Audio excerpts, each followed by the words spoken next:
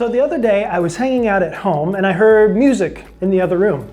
I wandered in and my wife Kara was doing some work around the house and she was listening to the Beatles, one of her favorite bands and one of the greatest bands of all time in my opinion.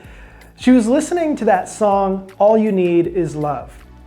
And if you're familiar with that song, you can probably hear it in your head right now as John Lennon and Paul McCartney sing over and over again, all you need is love, all you need is love, all you need is love, love is all you need.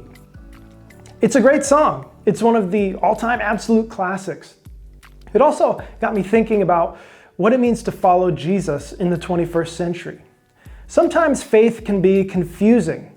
I mean, there's a lot of perspectives out there. There's a ton of different theologies and denominations and millions of conflicting opinions about how we should live our lives, what decisions we should make, and how we should be responding to the culture around us. It can be super overwhelming, but really, the message of Jesus is pretty simple. One of the earliest Christian leaders, Paul, wrote a letter to the early church hundreds and hundreds of years before John Lennon, Paul McCartney, George Harrison, and Ringo Starr, and basically said the same thing that they said in the song. All you need is love.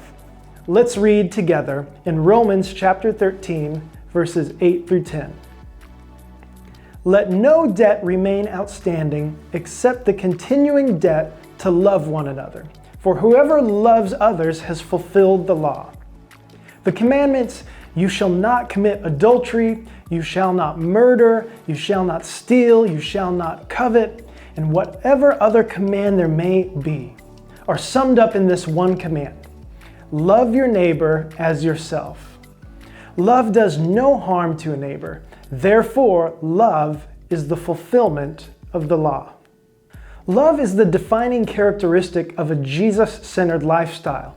The entire message of Jesus can easily be summed up as love God and love others.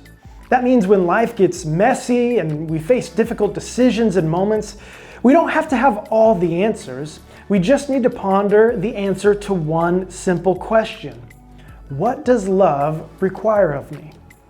When we live a radical lifestyle of love, we don't need to memorize lengthy lists of rules and rituals. We simply choose the most loving response to whatever or whoever crosses our path. For example, loving our neighbor means we would never verbally abuse them or steal from them. We wouldn't hit on their spouse. We wouldn't kick their dog in the head when it barks all night long. We don't need behavior management strategies when our behavior is rooted in Christ-like love. See, God has shown us more love and grace than we could ever comprehend. And all He asks us to do is to share that love with the world around us.